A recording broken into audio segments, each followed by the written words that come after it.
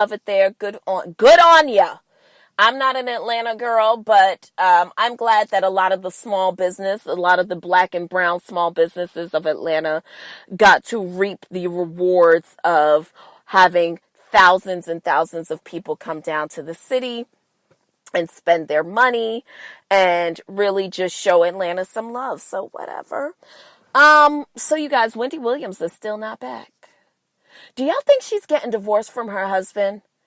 It's a messy business when you entangle like business and love, right? Because her husband is co-producer of her television show as well as her manager. Now, it's been much documented and publicized that Wendy Williams' husband has been having an extramarital affair with a young lady somewhere out in New Jersey who apparently at some point was pregnant, who he also had living in a home that he was paying for. I believe the home has since gone up for sale. I don't know. I hope Wendy is having a speedy recovery, and I really want her to get back to what she knows. And I really wish that she would talk about what's going on with her, because I think a lot of the things that people have against Wendy is that, you know, she is ready to dive deep into other people's business, but when it comes to her own, it's real quiet on the home front. Now, I don't hide my love for Wendy V. Williams because, listen, I'm going to say this. Regardless of how you feel about her, this kind of culture where I can get on a podcast and talk about the nuances of celebrity the way that I do, a lot of that comes from the grandmother, the grand dame of them all, which is Wendy Williams. And you can say what you want about her, but what do you think the rest of us are out here doing when we are out here talking about other people's business? We're doing the same thing, and we're definitely not bringing our own business to light. You know what I mean? So very rare, and I'm not going to pull any cards or call any people's names, but for all of you people that like to make fun of her because she is a statuesque woman, or because she is, you know, out here telling other people's business and stuff like that, what are you doing? Aren't we all doing the same thing?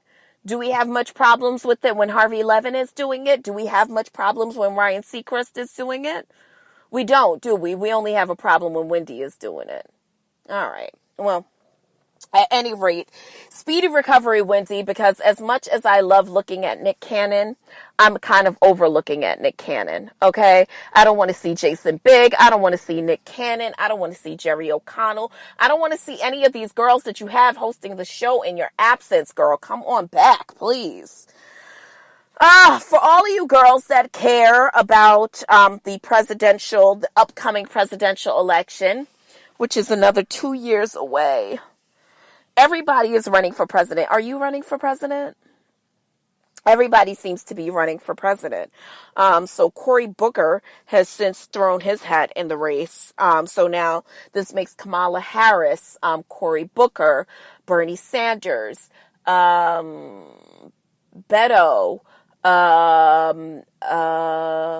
Elizabeth Warren. I know I'm forgetting some people, but I don't really know that I am ready for a Cory Booker candidacy. Are y'all? No shade, no tea, because listen, I'm not from Newark, New Jersey, which is where Cory Booker is from. Or he's not from there, but he is the mayor of Newark, right? And then he became the governor of New Jersey. Is that how that goes? I don't know. But at any rate, what I do know is I don't know if I'm ready for a Cory Booker presidency. President Booker. I don't know. I think that what I want to know is that whoever's going to run for president is going to be honest and of the people. At the end of the day, that's all I care about. Did any of you guys watch the State of the Union? I think I watched that adult pep rally that racist adult pep rally for maybe about 10 minutes before I was completely and utterly over it. I think the best thing about the the best thing about the State of the Union address was, I believe, was Nancy Pelosi's hand clap. And then I think the Democratic response. Probably the best things that we got from it. Other than that, I really wasn't that into it. Well, whatever. Girls, are we gagging or are we gagging? They are closing 100 Charlotte Russe stores. Yes, for you girls that like to shop chic and low. And listen, that's no shade, no tea, because I know some of you girls who shop Fashion Nova really think that you're doing something out here. But I want you to know that the people who are buying for Rainbow are going to the same place that the girls of Fashion Nova, who are the buyers of Fashion Nova, we're all going to the same place. So just because you paid $20 extra for your shit, don't make it no better, okay? The girls of Fashion Nova really think they're something, but that's a whole nother show. But at any rate, so yeah, they're closing 100 Charlotte Russe stores. Yes, Charlotte Russe is bidding adieu to the girls. I have never been a Charlotte Russe girl myself, although I don't have a problem. Listen, if I see something I like, I'm going for it. I don't really care where the fuck that shit comes from. But I know for a lot of you girls, it matters. So I'm sorry. Rest in peace to Charlotte Russe. Day by day, these retailers are closing shop. They really are. It's a rough world out there, and it's a rough market. And when you have these huge conglomerates like the Zaras of the world, where they not only own their retail stores, but they also control their manufacturing, and they are able to then really give prudence to price point. Listen, how can the other girls compete? How can they compete? I don't know. But, yeah, that's what's happening. A big old rest in peace to the Charlotte Russe. Liam Neeson. Liam fucking Neeson. All right. So I know a lot of you girls are big upset that Liam Neeson came out. Now, for those of you who don't know, Liam Neeson, star of Transformers, star of Taken, star of Dark Knight. Liam Neeson is on a press tour for his new movie. And in a recent interview, he's told a story about a friend, a female friend who had been raped. And in conversation with her post her rape, he asked her the race of her alleged attacker. And the race of the attacker was black. Now, I don't know about you, but I don't necessarily know. I don't know. I found it, the whole story is weird, but let me just go ahead and give it to you. So Liam Neeson had a friend who was raped, and in conversation with her, now this is 30, 40 years ago. If I'm going to paint the picture, I want to paint it correctly. So 30, 40 years ago, he had a friend who was raped, and when he asked her what the race of her attacker was, she told him that he was African American. Well, Liam decided that he was so angry about that information that he was going to walk on the streets with what amounts to a baton. And if he had come across any black person, now see, I'm just going to keep going. If he came across any black person, that he would then do harm to them because he was so angry about his friend being raped. Now, my problem with this is that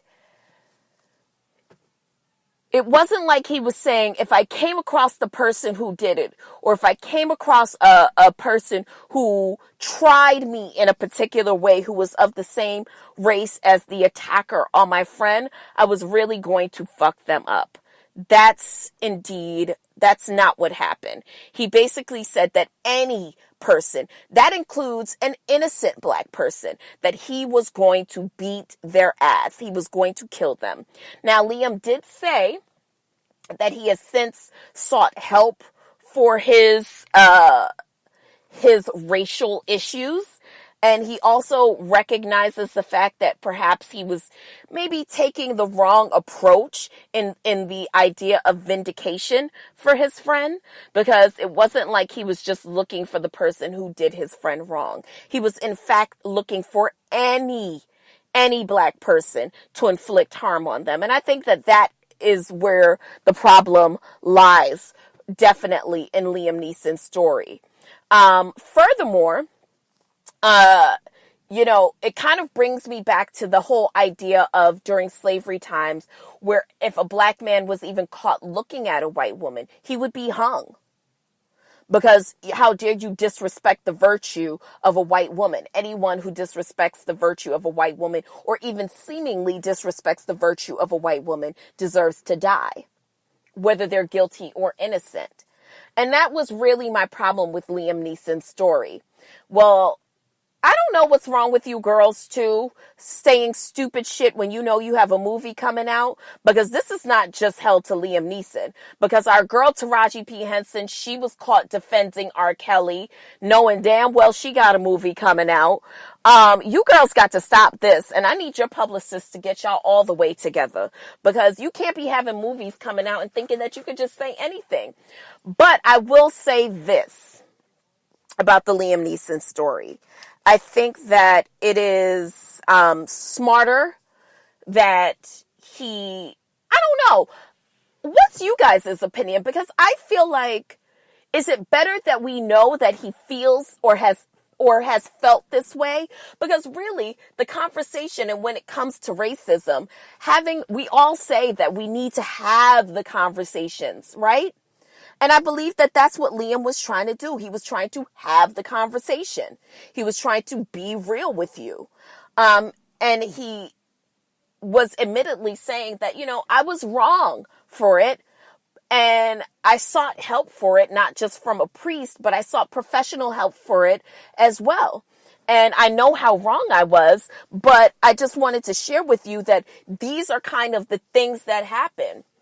One of the things that I've been recognizing in ego training is that, the thing that we have to acknowledge is that the only way that we are going to fight the war, so to speak, on evil, or fight the war on racism, is if we decide that we're not going to make this a war about proving someone right and someone wrong by virtue, but we actually get to understand someone's idea of thinking, which leads them to become racist, right?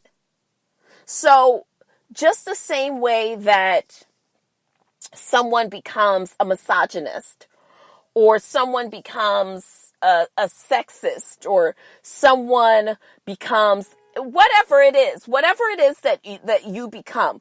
Normally what that is there are things that happen to you in your lifetime that kind of lead you to develop these antiquated ideas, whether it be about race or sexuality or gender, right?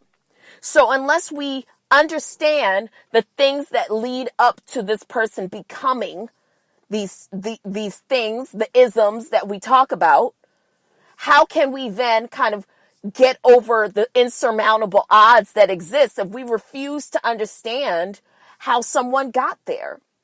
So in listening to Liam's story and in hearing the truth of his story, I was kind of taken aback that he wanted to do harm to anybody who was even innocent in that moment.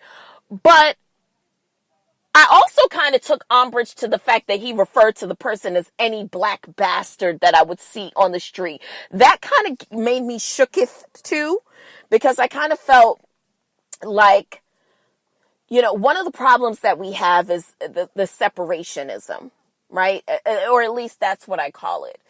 The separationism that exists in terms of, we kind of live in this society that says, if I could just be separate and aside from all the other humans that are bad, then I can lock evil out. I can keep suffering out.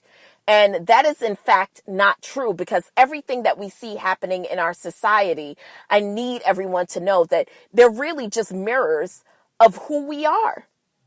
You know, there are people that